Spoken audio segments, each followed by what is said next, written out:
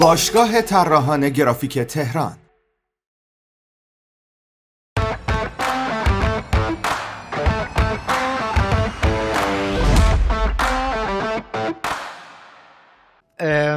معمولا حداقل 2 تا درست و حسابی توشون هست، مثلا 3-4 تا این بغلا گذاشتم، ولی به مشتری خودم میگم، اینو می‌خواستم بگم تو ارائه من به مشتری میگم که ببین این شماره 1 و 2 منه. یعنی من به عنوان گرافیست میگم این خوباییه که خیلی آینده داره، اینایی که دارم بهت نشون میدم خوبن ولی شماره 3 و 4 و 5 اینا درجه 2 منه، اگر تو اینا رو بپذیری مجبوریم بازی خورده روش کار بکنیم.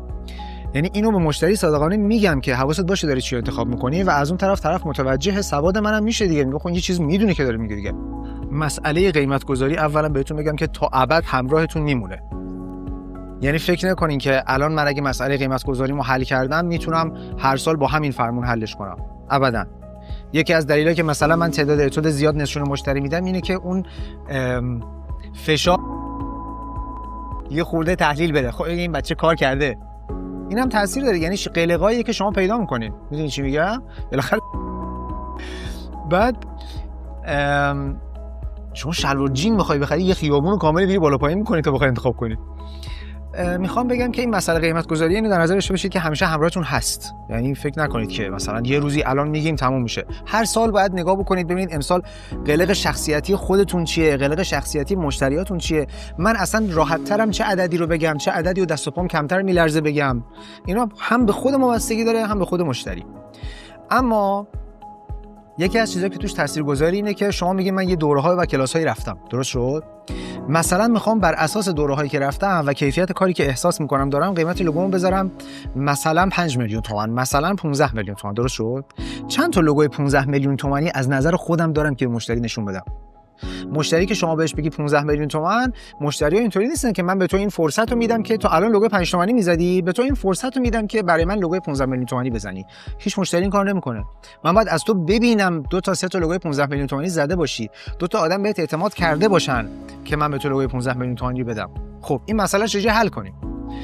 من اون موقعی که همون اوایل کارم بود سفارش میگرفتم، دیدگاه همین شکلی بود. من بابت این لوگوی مثلا میگیرم 300,000 تومان، لوگویو میزنم که 1.500 بیارزه. خیلی بیشتر از 300 تومانه براش انرژی میذاشتم، نه به خاطر اون مشتری، به خاطر مشتری بعدی که از این لوگو میاد سراغ من. اون که اینو دیده من میتونم بهش 1.500 قیمت بدم و براش انرژی 3 میلیون تومانی بذارم که بگم لوگوی بعدیمو بتونم بیشتر کنم. یعنی این که چجوری رزومه بسازیم کار ماست. هیچ کس هم مطمئن باشید نمیره از اون مشتریتون استعلام بگیره ببینه چقدر گرفتی. هیچ کس از رفیقای صمیمی من استعلام نگرفت که من براشون مجانی لوگو زدم. مشتری اومده لوگو رو دیده خوشش اومده، تو چقدر میگیری؟ میگم انقدر. اصلا رفته از مشتری من پرسیده یا رفیق من پرسیده، این گفته مجانی، میگه که میاد پیش من برای من لوگو مجانی میزنی، معلومه که نه. لوگو مجانی میزدم، به رفیقم میگفتم که این لوگو از نظر من قیمتش 700,000 تومانه، فقط هر کس از تو پرسید نگو مجانی زده. حتی مثلا مامانت، بابات، گو 700 تومن پول دادم بابتش، میتونی این کارو بکنی؟ دیگه آره دیگه مجانی برای من زدی، همینقدر کاری که میتونم برات بکنم. این شکلی رزومهش ساخته شد. من با اون سیستم کلاس و این چیزا پیش نرفتم واقعیتش. یعنی خیلی هم از من میپرسن، من اصلا اونطوری نیست طرز فکرم که یک دوره‌ای از کلاس ها رو برم احساس کنم به یک سطح توانایی رسیدم بعد از اینجا به بعد عدد مشخص کنم. من این اصلا بلد نیستم، اصلا نمیدونم کار میکنه یا نه. شاید کار بکنه.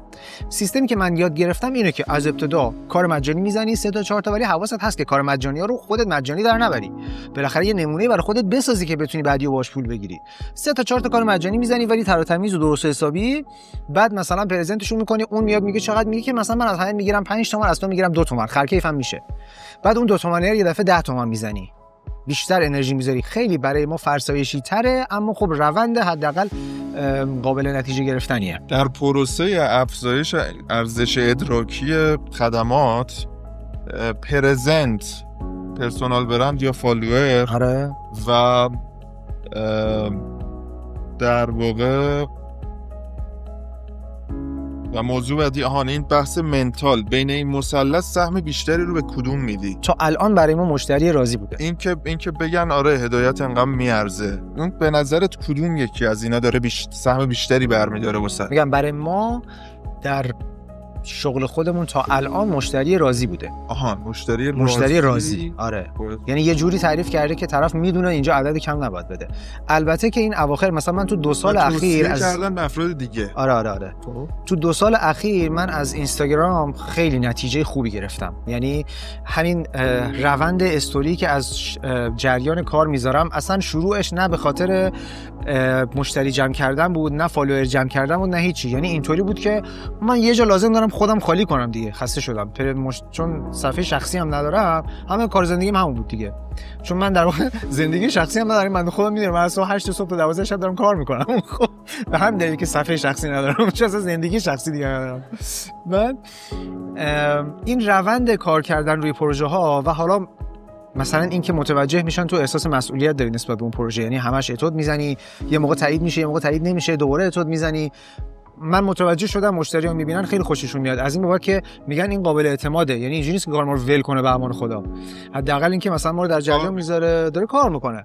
همینقدر که 2 نفر دیگه به این دارن پول میدن که مثلا همین مبلغو مثلا طرف میپرسه از بعد نگاه می‌کنی مثلا تو استوری مثلا 5 تا لوگو هست، خب این داره کار میکنه که نمیره استلام بگیره ببین اون چقدر پول داره پول نده که کما اینکه الان همشون هست خاطرتون جمع. ولی میگه که خب 4 نفر به این اعتماد کردن لوگو سپردن، منم میتونم بسپارم دیگه. همین بعد از باشگاه برید راحت میتونید برید پیج چنل یوتیوب اون رو سابسکرایب کنید. خیلی ساده است. زنگوله‌اش هم بزنید. آره چون فقط 83 نفر فالو کردن و این با اون حجم دایرکتی که آقا مگه ما چه گناهی کردیم مثلا نیستیم و اینا، در حرفای باحالیه اینا برای مرور شدن و اینا. آره. چقدر جذابه. مثلا این نکته محسن داشته میگفته، حالا من یه لحظه چه حواسم تو گوشیم بوده یا یه چیزی، الان داشتم گوش میکردم و اون لحظه چون داری ویدیو رو نگاه میکنی دیگه، داری نگاه میکنی دیگه، یعنی سرت من دیدم الان دوستم که سوال پرسید تو اینستاگرام داشت میچرخید مثلا، خب یه نکتهایی رو این وسط از دست دادی دیگه طبیعتاً. این توی یوتیوب اگه برید دوباره نگاه کنید بازم خالی از حقاً تو تدوین که ما من دیدم زحمت میکشه یه اضافاتی هم ازش میره و اون دوباره شنیدنی میشه. آفرین گلچین. آره. کلام. خب یه موضوعی که برای من خودم خیلی پیش میاد اینه که همه ما دوست داریم که یه سری از کارامون باشه که بعدا رزومه بشه برامون، یعنی مثلا به چشم رزومه هم نگاه میکنیم، علاوه بر این که مثلا یه حالتی داریم که آقا به فکر مشتری باشیم، به فکر رزومه خودمون هم هستیم. شما یه نکته رو گفتین وقتی که میایم مثلا پرزنت میکنین 3 تا اتود به مشتری نشون میدین، مثلا میگید نظر من اینه به نظر من این بهتره. یه سری وقتا هستش که اصلا مشتری اون 3 تا رو قبول نداره، میخواد خودش یه چیزی رو تو کار بیاره که گم میخوره توش، یعنی مثلا با همون یه چیزی که میخواد گم میخوره توش که نباید باشه. آره دقیقاً. من خودم مثلا اینجوری هم که تعصب میگیرم، یعنی اینجوری بودم که تعصب بگیرم. میخوام ببینم که شما در رابطه با این مسائل چجوری این تعصب کارو میکشین، میگین آقا اصلا من این کار نمیخوام بکنم، یا اینکه نه ترجیح میدید این کارو انجام بدید. یعنی پول دستم باشه ادامه نمیدم، باشه پول دستم نباشه کوتاه میام. یه سعی نمی‌کنی آگاهش کنی؟ چرا؟ من این که دارم میگم مرز بعد از آگاهی زیاده. آدم‌ها آگاه میشن. مثلا میگن من نمیخوام اینجوری بشه. خب میدونی چیه؟ باشه. میدونی چیه؟ بستگی به صبوری آدمام داره دیگه. خب من مثلا یه مرز صبوری دارم، با حرفی که ایشون زدن من اون انتهای مرز صبوریمو در نظر گرفتم. یعنی جایی که آره مثلا اون جایی که دیگه احساس کنم واقعا جا نداره، حالا یا خستم یا نمیدونم اصلا چی بی پولم اجاره خونم تاثیر داره دیگه، با تاثیر داره دیگه. همه ما آدم فکرم به هم ریخته است، نمیتونم کشششو ندارم بیشتر از این بهش توضیح بدم. داشتم از این موضوعات، خب داشتم کسی که 15 تا پزشکی که کارو به گند کامل کشیدن و من پولشو گرفتم و بالاخره اون کارو تو پزشک سری یه پروژه اینا یک کلینیک می‌خواستم با هم بزنن. فکر کن من 15 تا پزشک رو توی کافه نشستم پرزنت کردم. همه حرفاتون رو به یه نماینده‌تون بگید. به خاطر اصلا این اتفاق افتاد. ببین 14 تاشون اومدن، اینو میگم باز یه وقت شما موضوع میگیرید. 14 تا آقا اومدن. قشنگ نشستیم دوره ایمی صحبت کردیم. جلسه اول پرزنت، بر اساس اون پرزنت من رفتم جلو اتود زدم. در جلسه دوم یه خانم به این اضافه شد، نابود کرد کارو. آره یه وقت اشتباه براش نکنید، نمیخوام حالا خانم آقاش کنم، ولی خب اون یه نفری که تو جلسه اون یه نفری که توی اون جلسه بریف نبود و اون توضیحات، چون من اون مسائلی که مطرح کردم من اونا رو قانع کردم 14 نفر، خیلی کار سختی هم بود. من تو جلسه دوم اون اومد و دقیقاً همون مسائل مطرح کرد، من اینا رو قانع کرده بودم. بعد اونام یه دفعه همه ساکت شدن و سرم گرفتم پایین و گفتم برای شما درست میگه، راست میگه خانم دکتر. بعد یه کاری هم کردن که من واقعا یه معده و روده کشیدم، با حرف سی گفتم که مال شما معده خالی، معده و روده دیگه. دکتر زحمتشون پرش کردن. آره دیگه، همشون هم چون پزشک چیز بودن، پزشک گوارشی بودن، اصرار داشتن که حتما عکس معده و روده باشه. اما ذاتاً معده و روده قشنگ نیست، میدونین دیگه. گفتم یعنی تو پنداختم تو زمینش، گفتم که چقدر داری خوب میگی، حالا چیکار کنیم؟ ما نمیدونست چیکار کنیم. اصلا بس ملغا شد و اصلا جلسه راست گرفتیم رفتیم جلو. سعی کنید یک آدم رو ضایع نکنید، دو زیادم شاخ به شاخ نشید به نظر من. اونجا شما با عنوان یک یک حلال مسئله، یک حل کننده مسئله رفتید و یادتون باشه یه آدم بیرونید، هر چی باشه اینا استخون همه دور نمیندازه. آره اونی که اومده شما ایدا بذارید که خیلی خیلی حرف درستی بود کامل. خیلی خوب. مرسی.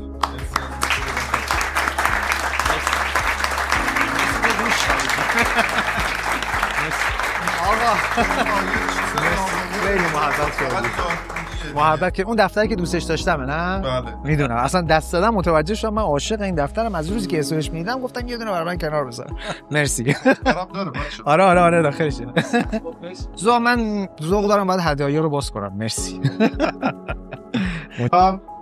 لطفاً همگی استوری، عکس، پست از این جلسه داشته باشید. آقای هدایت رو هول بدیم به این سمت که بیاد جلو دوربین پست بیشتر بذاره، از این استوری بازی‌ها یه مقدار پس بره بیشتر. یعنی اگر ایشون شروع بکنه احتمالاً هممون خیلی چیزای بیشتری یاد بگیریم. دم شما گرم. یه عکس بگیریم و ان شاءالله دیگه